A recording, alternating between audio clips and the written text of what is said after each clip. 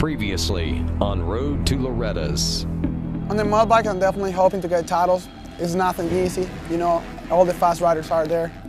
I'm not 100% sure that's going to happen, but that's what I'm working for. And I might get it, I might not, but I'm just going to try my best. Realistically, I mean, top 3 would be awesome, but I've literally thought about this race for 2 years. Every single day I've thought about it, and I just want to win. Like, every day I think about hopefully winning.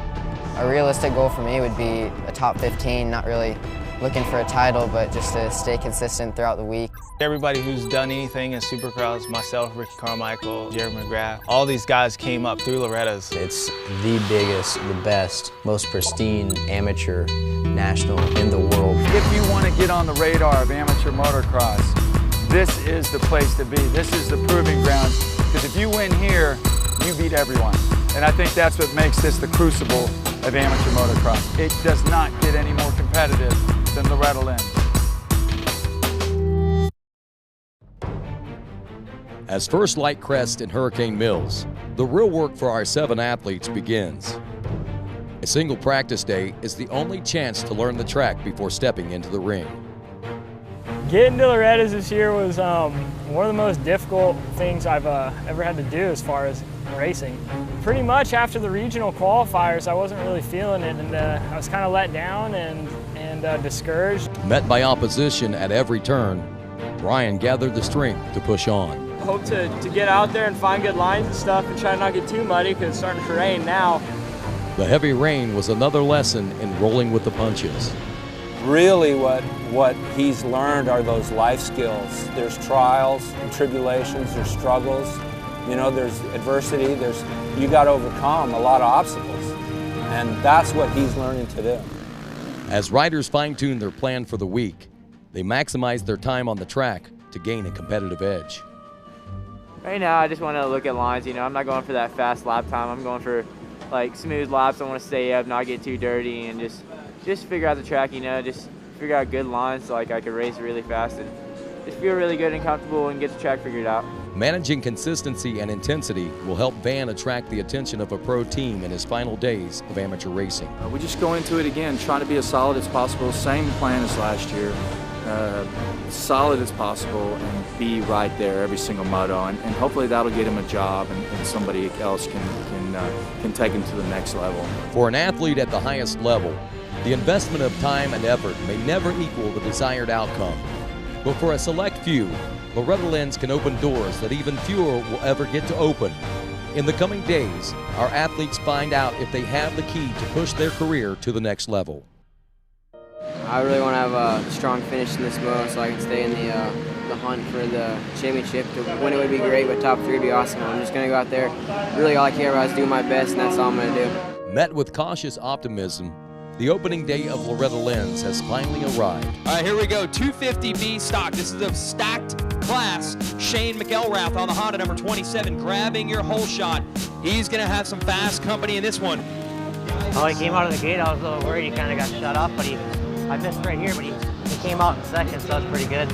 A nice little battle starting to shape up. These kids have battled each other on mini bikes. Now they're doing it again. Former teammates over at the Red Bull camp.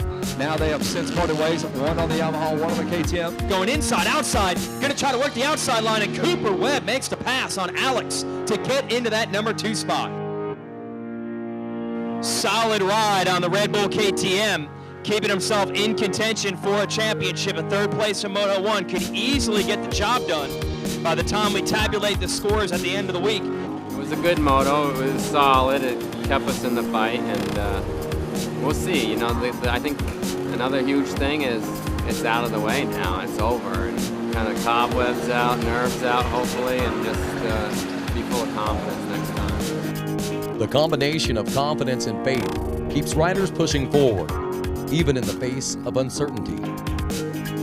It's pretty hot outside right now. It's actually more humid than anything, and it feels like back home. So I'm expecting to get a good start and run up front like I know how to ride, and just do good and hopefully podium. That's what I want. That's the main goal.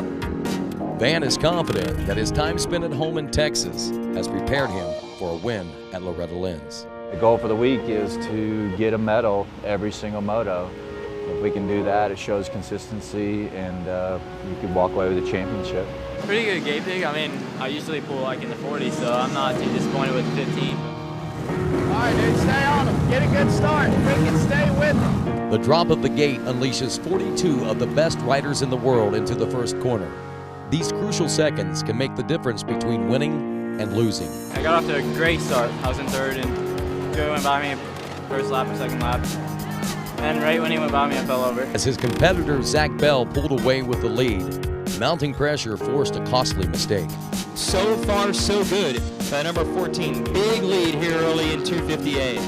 Van Martin in shape, looking fit in the number 6 spot. Remember, Van Martin was our BC champ last year, moved up to the pro ranks, and a very respectable ride there for Martin in the number 6 spot. He made a few mistakes. You know, when you make mistakes, you don't finish where you want. I mean, he fell twice, so he's got the speed. I think we just need to eliminate those mistakes and move forward.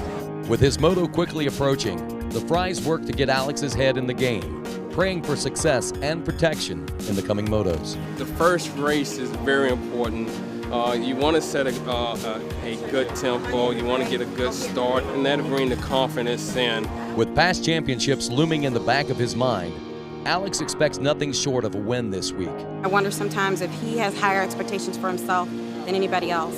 So as a mom, I'm nervous for him in that respect. I want him to feel good about himself when he comes off this race, and no matter where he finished, that he gave it his best. I drew number 41 gate pick and had to line up here on the outside.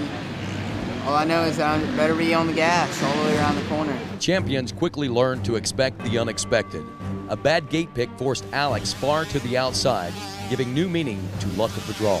Expectations that I'm looking at realistically is that if we can be top 5 in that schoolboy 1 and top 10 in the schoolboy 2 as a freshman coming in, I think that will be very well. So we continue to watch the Schoolboy 1, 12 to 16. This is the one where you have all the 125s. The other schoolboy class we have is Schoolboy 2, and it has 4 strokes in that one. So that's the 2 difference between Schoolboy 1 and 2. Alexander Fry, he is making some passes, folks. He's into the number 12 spot. We had written him off, and Alexander Fry continues to push forward in the middle of a serious bee's nest. There's about 7 kids all knotted up, going through the trees just past the mechanics area. Just cracking the top 10 is Alexander Fry. His performance in Schoolboy showed his ability to stay cool under pressure. Still outside of his personal expectations, he now had a benchmark for the motos to come. Once you get that first one down and you kind of know where you are, you know what, the work that you put in, where you got to, it makes you feel good to know you accomplished that first one, and the second one should be a lot easier.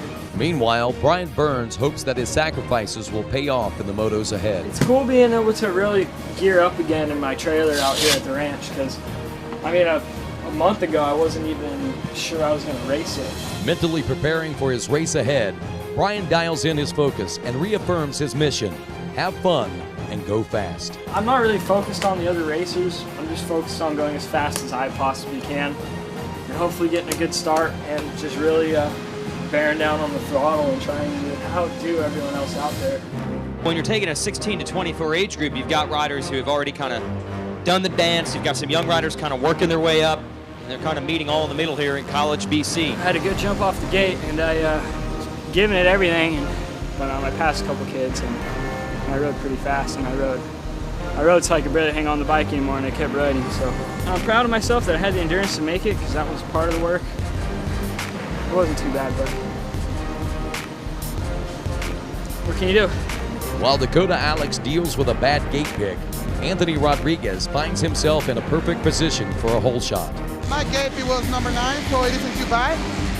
I'm pretty happy about it. I get to pick a good gate. Hopefully it'll be good enough for a start. I think this 250B mod, I was checking out the lineups last week. I think this might be the most stacked deck of any class we have out here. This one should be interesting. 250B mod. We know these B riders can go. They're often just as fast as the A riders. Stuck in mid-pack and scrambling for the front, Dakota went down on lap 1, while Anthony made the most of his early lead. There he is, folks, your winner. Hector Rodriguez pulls down a win in the 250B mod. This moto, luck was on Anthony's side, while Dakota realized his championship was slipping away. You're fine. You rode like that today, you would have won by a lot. Don't though, you can't win a championship with 9. No, you can't. 40 But you can get a championship attitude with that kind of ride. Today marks a new chapter in Anthony's book, his first gold medal from Loretta Lynn's. Next time on Road to Loretta. Yeah, we got my first race at Loretta Lynn's ever tomorrow, and I'm pretty excited, a little bit nervous, but I'm really pumped to be able to actually go out there and race Loretta Lynn's. The bib, that's like the symbol of Loretta Lynn's. It's really the place where that bib really counts, and it's really cool to be able to actually wear one of those for the first time.